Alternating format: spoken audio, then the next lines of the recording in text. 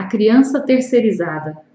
Esse livro foi escrito pelo pediatra José Martins Filho e é um livro que foi publicado no ano de 2007 aqui no Brasil pela editora Papiros.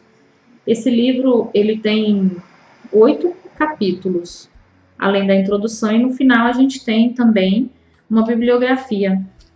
O Dr. José Martins, na carreira dele, como pediatra, ele observou, nos mais de 40 anos já de exercício da profissão, ele observou uma mudança no padrão das famílias, que vinham até o consultório dele para trazer as crianças para consultar.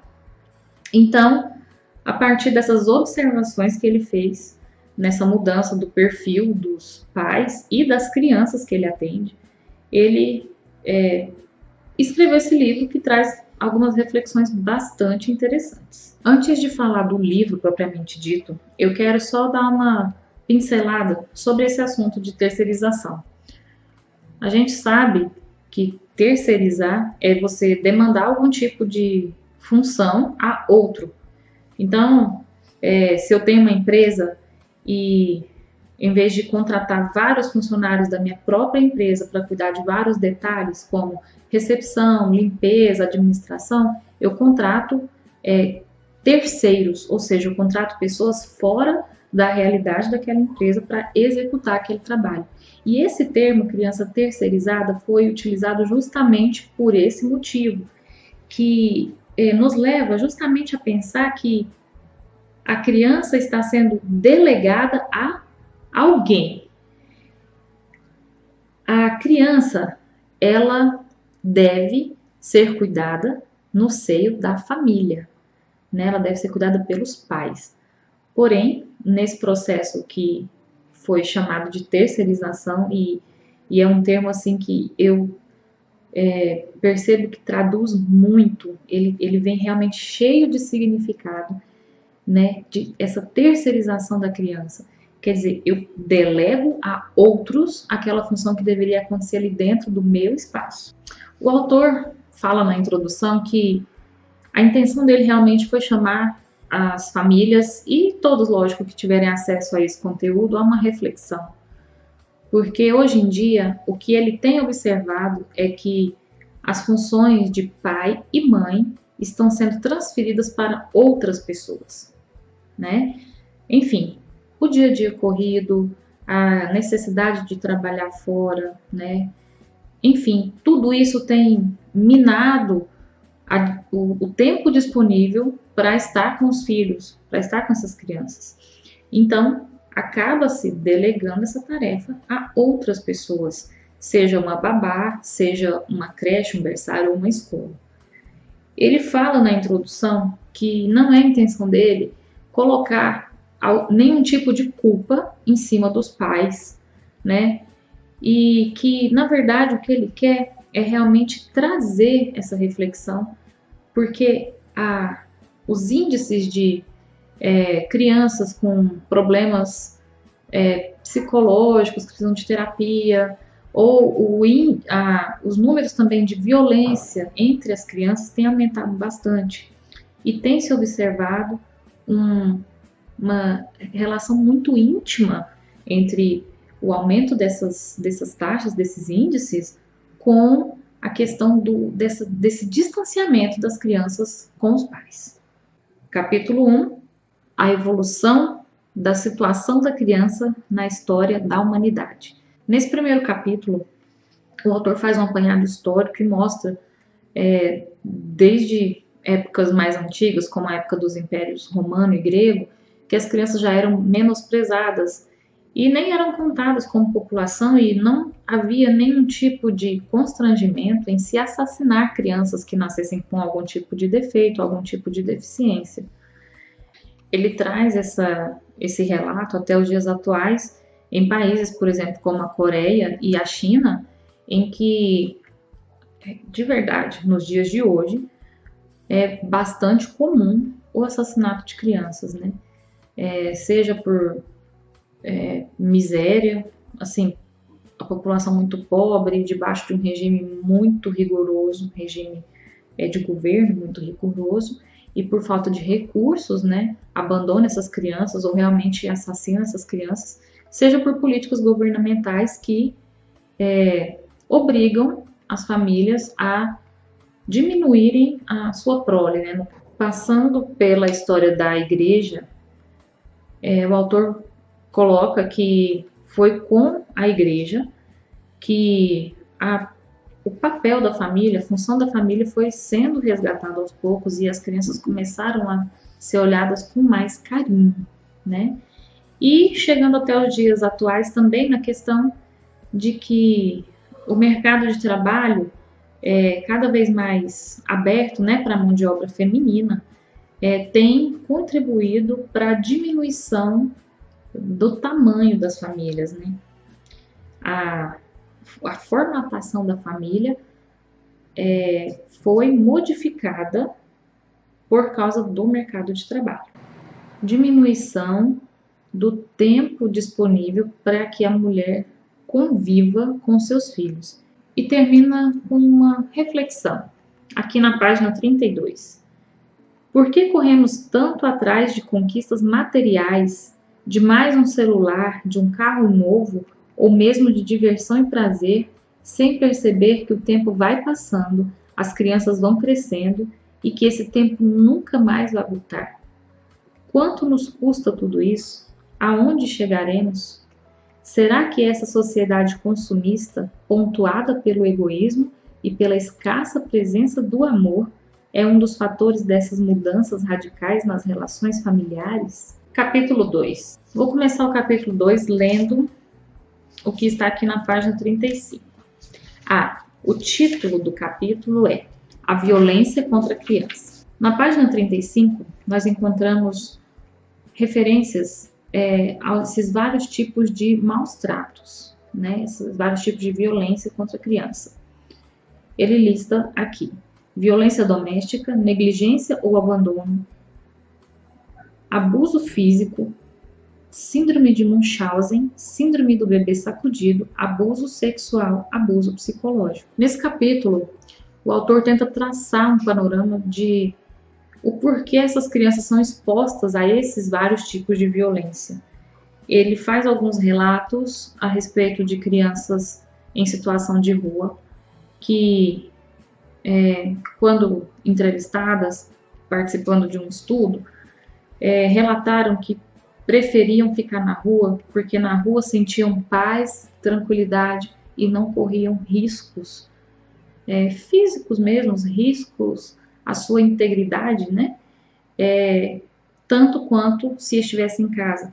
Por ter pais que fazem uso de drogas, que bebem, enfim, pais abusivos. Mas ele também trata de questões como as crianças que não estão expostas a essa situação de rua. Crianças que, vamos dizer, vivem em famílias de uma classe financeira mais privilegiada. Essas crianças, elas também podem sofrer todos esses tipos de violência. Ele ressalta que, geralmente, problemas na família que provocam esses quadros, essas situações de violência contra as crianças. Capítulo 3. A criança abandonada de rua e o trabalho infantil. Na página 43, ele diz: a vida na rua ou em situação de rua gera altos níveis de estresse, pois os riscos são frequentes e intensos e exigem o desenvolvimento de habilidades de defesa, testam a vulnerabilidade emocional, física, social e cognitiva das crianças. Irmãos, a infância é um período de desenvolvimento do ser humano, não só na questão física, não é simplesmente o corpo que está se desenvolvendo, crescendo. A infância é um período de desenvolvimento das funções cognitivas, das funções psicológicas, é um momento de desenvolvimento da mente, enfim, da inteligência. E essa questão da criança estar exposta a todas essas situações de forma precoce, né, faz com que seja antecipado na vida dessas crianças experiências que talvez elas vivenciariam apenas quando fossem adultas. E a gente tem que entender que essas experiências elas vão chegar nessas crianças, elas vão alcançar essas crianças que são seres humanos em uma fase imatura. Elas não têm ainda amadurecimento suficiente para compreender toda a complexidade de várias dessas situações. Então, o que acontece? A criança que passa por situações muito complexas, muito densas, enfim, situações que não deveriam ser, situações pelas quais crianças não deveriam passar, essas crianças elas têm muita dificuldade no desenvolvimento das suas funções cognitivas, das suas funções mentais, do seu raciocínio, e é claro que elas terão também dificuldades na sua afetividade. E justamente por ter sido formada uma afetividade de forma incorreta, elas terão essa dificuldade em desenvolver suas habilidades cognitivas, por exemplo. Nesse capítulo também ele fala um pouco sobre a questão do trabalho infantil, que não é um quadro que existe apenas no Brasil. Em vários países do mundo isso é comum. E até a data em que esse livro foi publicado, estimava-se 256 milhões de crianças entre 4 e 15 anos de idade trabalhando. Da mesma forma como já expliquei anteriormente, a forçar essas crianças numa realidade, numa situação em que elas não têm maturidade para digerir, para processar toda aquela informação, isso atrapalha o desenvolvimento dessa criança. Ela se tornará um adulto problemático, um adulto deficiente em várias áreas da vida, seja na área sentimental, seja na área afetiva, seja na parte do seu raciocínio, seja nos seus desenvolvimentos cognitivos e até de coordenação motora. Além de questões como insegurança, instabilidade emocional, enfim, várias consequências por causa desse tipo de situação. Página 47.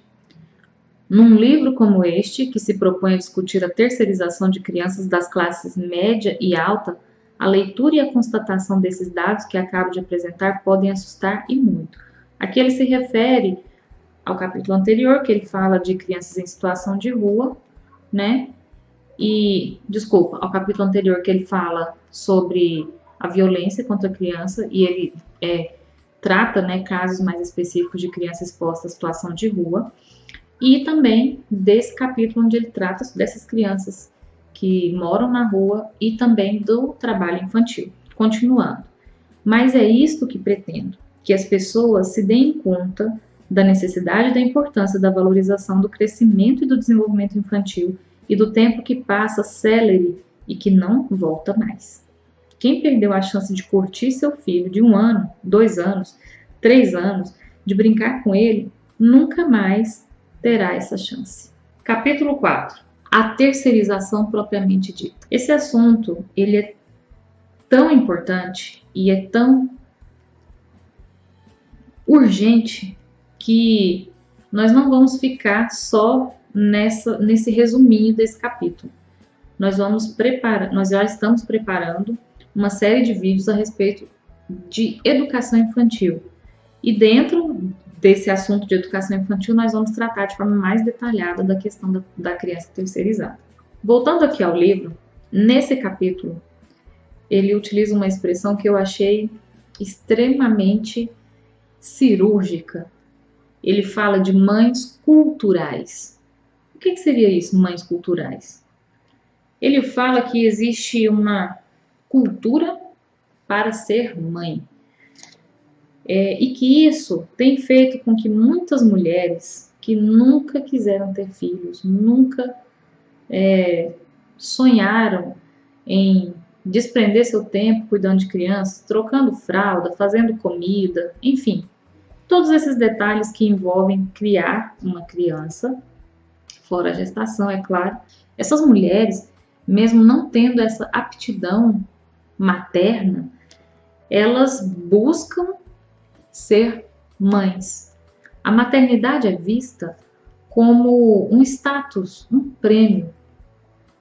Sabe essa questão social mesmo de Ah, todos os meus amigos estão comprando um carrão, também preciso comprar um carrão. Ah, todos os meus amigos estão se casando. Ah, preciso casar também. Nossa, meus amigos que se casaram agora estão todos tendo filhos. Eu preciso também ter filhos. E a avaliação, né, a crítica que se faz dessa questão das mães culturais é que a pessoa vai atrás, né, de ter um filho e não percebe que ter um filho é mudar completamente a própria vida. Ele fala que depara com isso no consultório dele, na rotina dele. Pais, né, casais que tiveram filhos, mas que querem continuar tendo a vida que tinham antes de ter filhos. Isso é apenas uma característica, né? Ele usa o termo mães culturais porque ele defende muito, especialmente a questão da mãe. A gente vai falar sobre isso daqui a pouco. Porque principalmente a questão da mãe.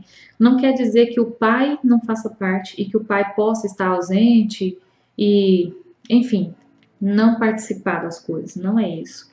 Ele relata que na rotina dele, ele lida com casais que têm filhos e nem sempre são filhos recém-nascidos, talvez filhos já mais velhos, 2, 3 anos de idade. Porém, essas pessoas elas ainda não compreenderam ou, na verdade, não estão dispostas a mudar o formato de vida delas. Elas têm o filho o mais rápido possível. Esse filho já é delegado, ou seja, terceirizado a outra pessoa, para que a mãe possa voltar a fazer as coisas que ela fazia anteriormente, o pai também. Então, de forma que essa criança não atrapalhe a vida do casal. Então, eu achei esse termo mães culturais muito, como eu disse, cirúrgico mesmo, assim, parece que traduziu muito bem situações que a gente percebe muito claramente no nosso dia a dia. Segundo os pediatras, a criança até os 3 meses de idade não entendeu ainda que ela nasceu. Para ela ainda está na gestação. Eles dizem que a gestação não dura 9 meses, dura 12 meses, que são os 9 meses que a criança está sendo gestada, e mais os 3 primeiros meses de vida fora do útero, porque é um período em que a criança ela ainda tem um vínculo muito íntimo com a mãe, e ela não entende que a mãe é um corpo, é um ser separado dela. A partir daí, dos 3 meses, a criança começa a ter mais consciência do mundo, do ambiente que está em volta dela. E a partir de começar a perceber essas coisas em volta dela, tipo sons diferentes, cores diferentes, pessoas diferentes, a partir de ter mais condição de perceber essas diferenças, que ela começa a entender que existe todo um ambiente, todo um mundo em volta e que ela não está ligada de forma física, de forma definitiva com a mãe. É claro que isso não é uma coisa que a criança entende de forma lógica, de forma racional, mas é uma percepção que vai acontecendo aos poucos, na medida que essa criança vai amadurecendo mesmo o seu entendimento, a sua percepção do meio que a cerca. Só a partir de 8 meses, mais ou menos, é claro que isso é uma média, né, gente? Que a criança consegue entender que a mãe é um ser separado dela.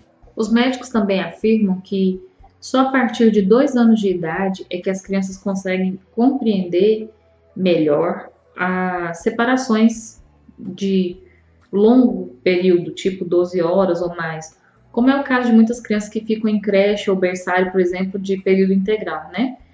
Os pais deixam a criança de manhãzinha antes de ir para o trabalho e pegam no final do dia, depois do expediente. Então, essa criança ela passa mais de 12 horas longe dos pais, longe do ambiente de casa. Então, a criança, a partir de 2 anos de idade, ela tem maior condição de entender isso. Não quer dizer que ela não sinta, não quer dizer que isso vai gerar alguma memória afetiva desagradável nela, mas ela já tem condição de compreender. E eles afirmam também que as crianças que passam muito tempo com outras pessoas que não sejam a mãe e o pai acabam depositando todo aquele afeto que seria direcionado aos pais nessa pessoa que está cuidando dela. E olha só o quanto é interessante. Vários estudos já comprovam que o que a mãe ouve enquanto está grávida, o que ela come enquanto está grávida, interfere nas predileções do bebê.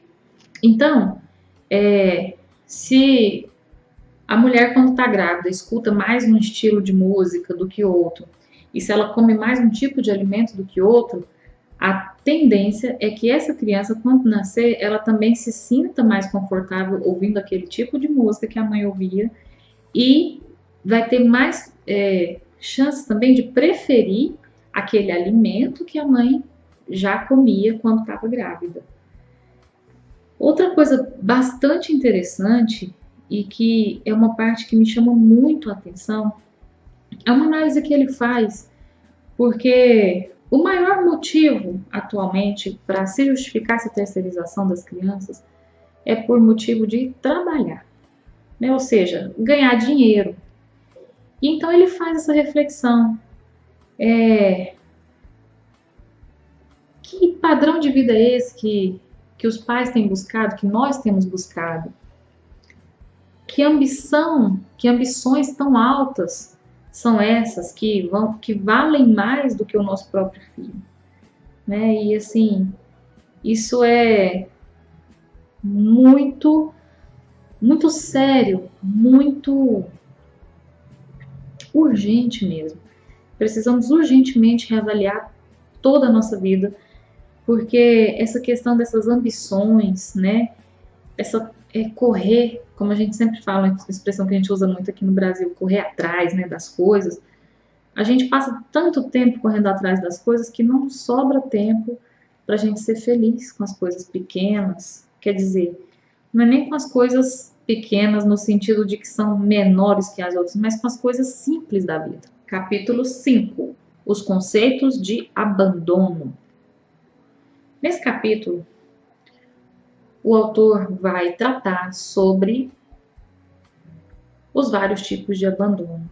Ele fala do Estatuto da Criança e do Adolescente, cita alguns artigos que garantem alguns direitos, né, para a criança e para o adolescente, mas ele frisa na questão mesmo do mercado de trabalho. Países da Europa têm licença maternidade de até 2 anos. E isso é o resultado de um entendimento de que essa é a melhor, assim, que seria necessário pelo menos até a idade de 2 anos para a criança estar mais tranquila, estar mais segura, para haver essa separação da mãe. Aqui no Brasil, não tem muito tempo que a licença maternidade passou a ser de 4 meses. A gente sabe que em alguns casos a licença pode chegar a 6 meses, né? Mas de toda forma, não é um direito que alcança todas as mulheres. E no fim também dessa licença maternidade, não são todas as mulheres que conseguem apoio, né? Tanto das empresas quanto onde trabalham, quanto talvez até da família ou até do esposo, para ter uma vida de retorno ao trabalho e ao mesmo tempo conviver com a criança. Existem algumas iniciativas no Brasil de empresas que têm berçário e a criança fica na empresa não junto com a mãe, né, mas no mesmo prédio, ali no mesmo ambiente, e os horários de amamentação, a mulher pode se retirar do ambiente, do escritório, enfim, seja qual função ela exerça, para ficar com essa criança e amamentar. Mas não é uma realidade para a maioria das brasileiras. Então, ele fala sobre essas questões, né, essas questões políticas e de mercado de trabalho que forçam a um abandono da criança, e também fala do abandono da criança dentro da própria casa. Porque muitas vezes a criança não precisa sair de casa para ser abandonada. Ela pode até não passar necessidade de nada, nenhum bem material lhe falta, não falta comida, mas ela é uma criança sozinha, uma criança que não recebe carinho, não recebe afeto, não recebe atenção. E mais uma característica da questão do abandono: crianças que estão em ambiente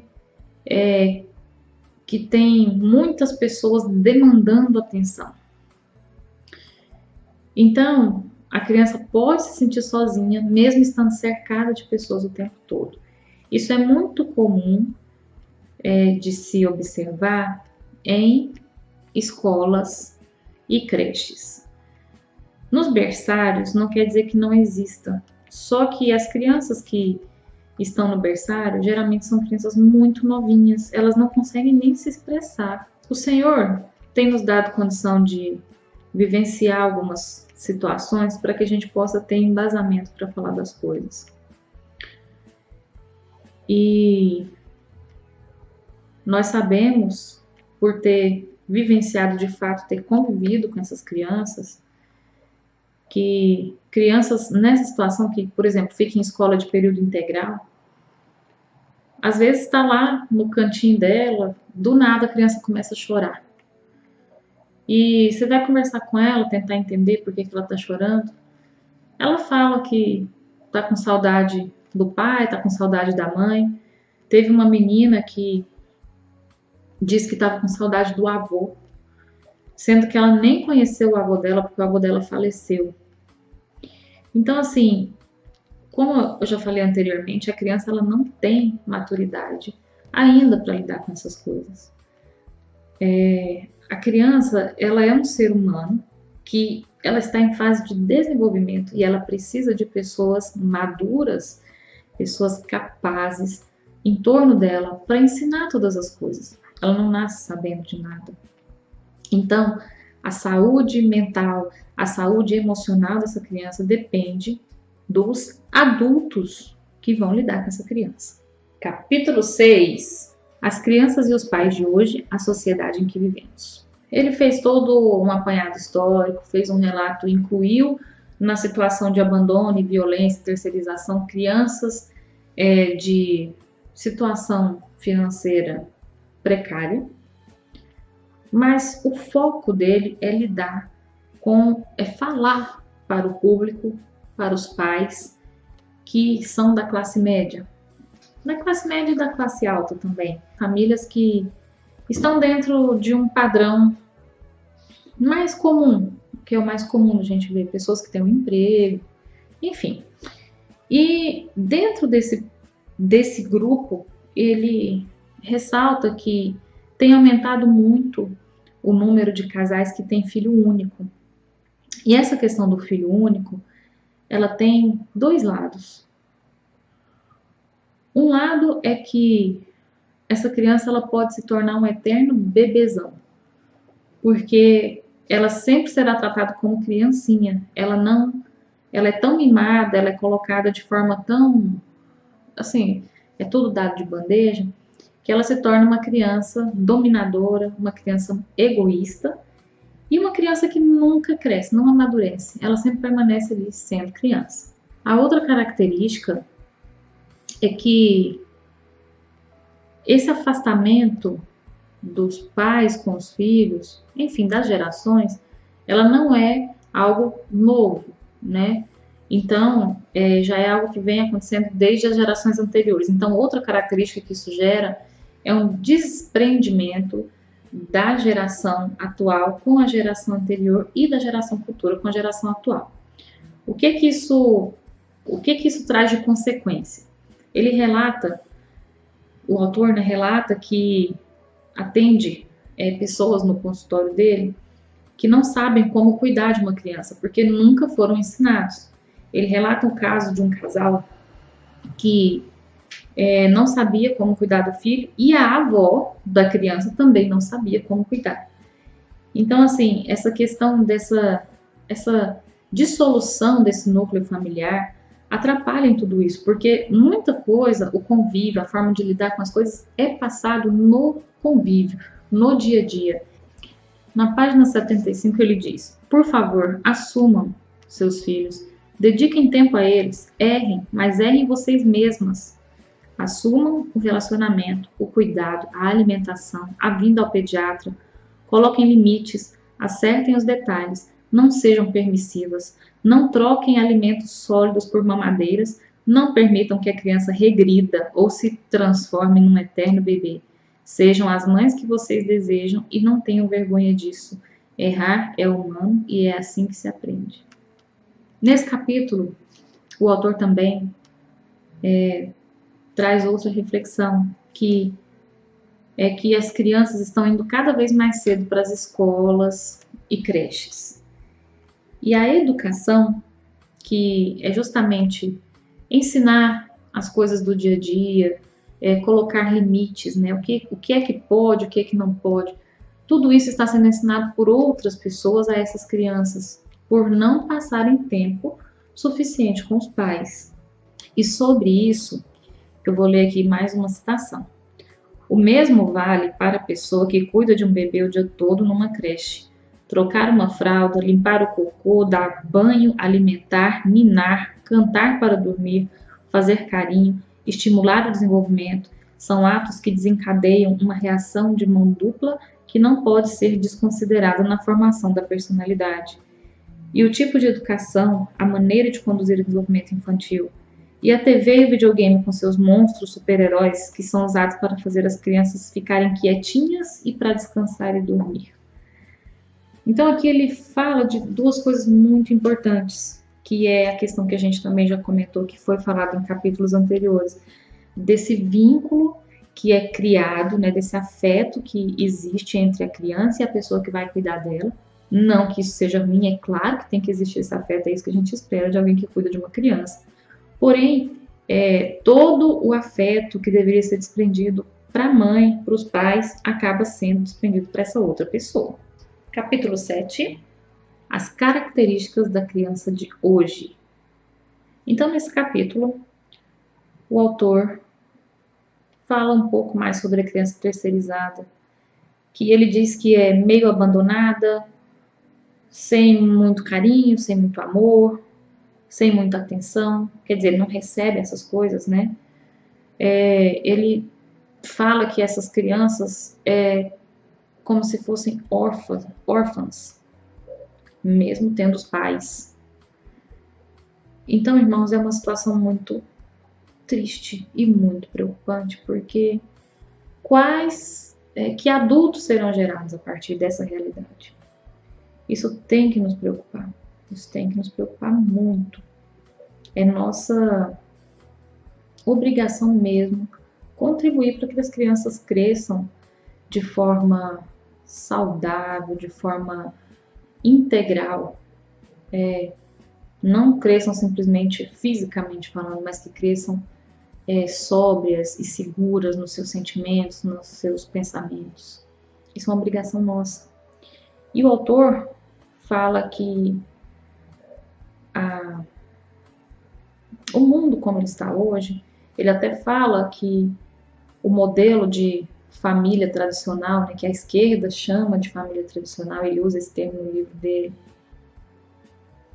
ou família burguesa, esse modelo ele foi estigmatizado, né, ou seja, ele foi demonizado pela esquerda. E então as mulheres têm uma tendência a fugir desse tipo de modelo de família, porque é um modelo que traz consigo, pelo ideológico que foi montado, né, pela ideologia que foi sendo consolidada com o passar dos anos na nossa sociedade, por causa da forma como foi colocado pela esquerda, esse modelo de família, ele é visto como algo retrógrado, algo antiquado, algo atrasado.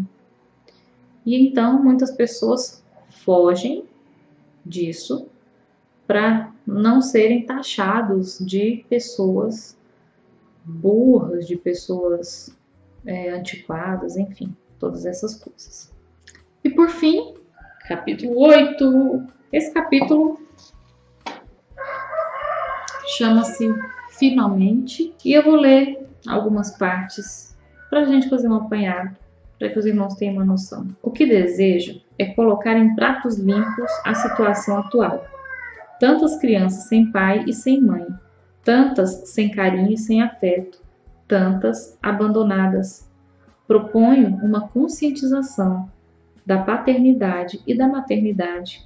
Ter filhos é uma dádiva, e só quem já teve em seu colo um bebê sorrindo ou uma criança de 2 ou 3 anos abraçando e chamando de pai pode avaliar a felicidade que a paternidade traz. Nesse mesmo capítulo, aqui para frente, ele diz: a educação sexual tem, necessariamente, de ensinar as pessoas não só as questões relacionadas ao erotismo ou à satisfação, mas, sobretudo, insistir na importância da maternidade e da paternidade conscientes. A decisão de ter um filho deve ser tomada por ambos os pais.